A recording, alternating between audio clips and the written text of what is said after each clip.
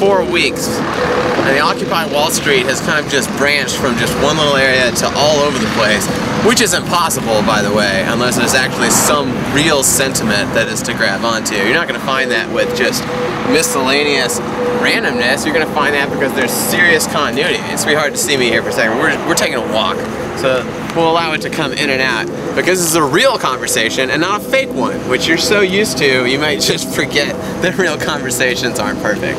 I've waited for this forever, and now that people are like, oh my gosh, we care about our future, you know, it's kind of like a shock to me, because for so long, I expected in 2008, personally, I expected in 2008, for sure, in my mind, that we would see massive, massive, massive changes when trillions of dollars just got funneled offshore and nobody found out where that money went. When Bernie Sanders or Alan Grayson or Ron Paul or whoever else did, Dennis Kucinich I think might have kind of asked Federal Reserve Chairman Ben Bernanke, what's going on?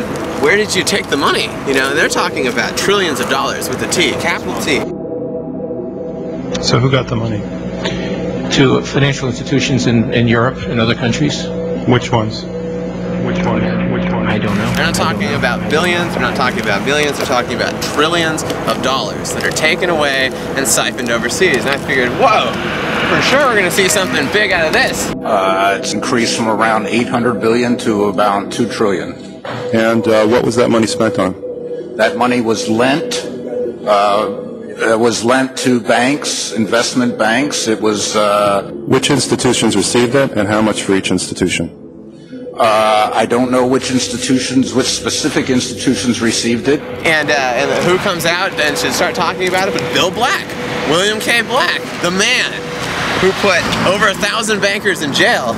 But is that true? Is that what you're saying here? That it was in the boardrooms and the CEO offices where this fraud began? Absolutely. How did they do it? What do you mean? Well, the way that you do it is to make really bad loans because they pay better. Then you grow extremely rapidly. In other words, you're a Ponzi-like scheme. And the third thing you do is we call it leverage. That just means borrowing a lot of money. And the combination creates a situation where you have guaranteed record profits in the early years. That makes you rich through the bonuses that modern executive compensation has produced. It also makes it inevitable that there's going to be a disaster down the road. Inside Job, Charles Ferguson and Audrey Mars.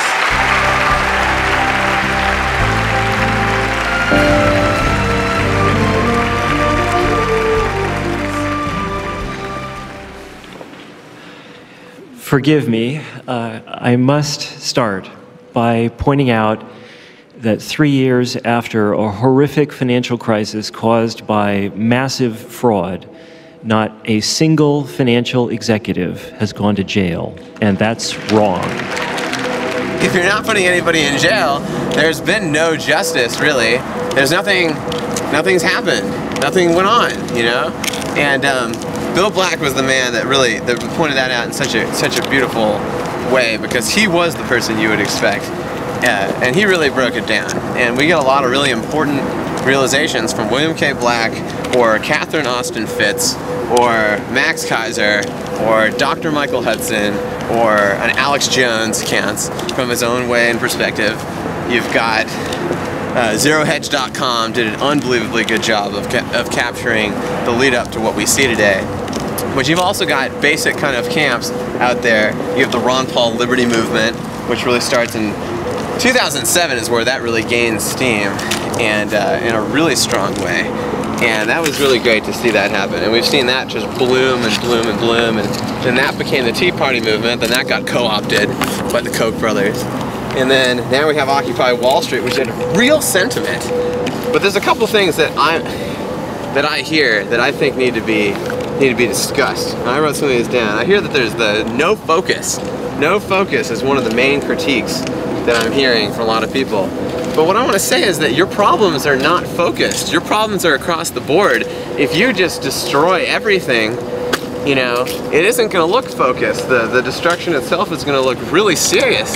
It's a mathematical fact. This is not some opinion. This is a mathematical fact.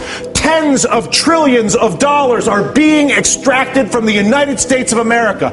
Democrats aren't doing it. Republicans are not doing it. An entire integrated system, financial system, trading system, taxing system that was created by both parties over a period of 2 decades is at work on our entire country right now. And we're sitting here arguing about whether we should do the $4 trillion plan that kicks the can down the road for the president for 2017 or burn the place to the ground, both of which are reckless, irresponsible, and stupid. If something looks really serious, it's because it is really serious. If it looks like people are in a lot of trouble, it's because they are in a lot of trouble. If it looks like something should be done about it, it's because something should be done about it. So how long are we going to wait to deal with this? How long is it going to take? You know, how long is it going to go? When are Americans going to start to care? You know? And that's something I thought for a long time. The answer was apparently never, you know? And I kept thinking, well, for sure this is going to be the week, or something would happen and think for sure this is the problem. You know, people are really going to care now. People are really going to get on the streets and they're going to say, hey, you took trillions of dollars from us. This is really pissing us off. This is really insane, you know? And they didn't. People didn't say anything, you know? And so they kept taking more and more. And this is what really happened. That 2008 happened, nobody went to jail, and they just started taking more and taking more and taking more. But instead of just saying they took more and more, why were they allowed to do that to begin with? Maybe that's something we should talk about. You're suggesting or saying that CEOs of some of these banks and mortgage firms, in order to increase their own personal income, deliberately set out to make bad loans? Yes. How do they get away with it? I mean, what about their own checks and balances in the company? Or what about their accounting divisions? All of those checks and balances report to the CEO. So if the CEO goes bad, all of the checks and balances are easily overcome. And the art form is not simply to defeat those internal controls, but to suborn them, to turn them into your greatest allies. And the bonus programs are exactly how you do that. Barbara Rufo of Winter Garden writes, one executive bonus could build one school. Imagine what all that bonus money could do. Frank Krasuski of Orlando writes, put them all in jail, which is where I would be if I robbed a financial institution. Congressman, we bought insurance from the U.S. government. We paid a little bit more than $7 billion for buying insurance that allowed us to take the first $30 billion of losses and then 10% of losses after that. You tell me, Mr. Panic, where I can get a deal like this, where I can get $250 billion in insurance, as you put it, for toxic assets that barely have a bid in the marketplace and only pay $7 billion for that. You tell me where I can get a deal like that. Congressman, the only thing I would say to you is that these aren't necessarily toxic assets at all. So you get 100% of the upside and the government gets 90% of the downside, correct? That is what the insurance contract is designed to do. My name is John Nutt. I'm 25 years old. I have a degree in music technology from California Institute of the Arts, and I have $174,000 in student debt, okay? And I deserve to say what I'm saying. And I do understand what I'm talking about. And there is a difference between a Keynesian economic model of thought, where you fake it till you make it, you just print money out of thin air, that's what's going on. We can acknowledge what's going on. They call it quantitative easing. It's quantitative infinity, just go forever, print inflation until it's all gone. But then we got this other thing over here, we have Austrian economic thought. People like Ron Paul, you can always vote for a Ron Paul. He supports Austrian economic thought. And I've heard critiques, you know, why would I vote for Ron Paul? He's gonna cut all the programs. He's gonna cut this, he's gonna cut this, he's gonna cut that. Guess what? You're insolvent. Your country's bankrupt. That's a real thing. And you say, that's crazy. The emperor does have clothes. And I say, no, you're crazy.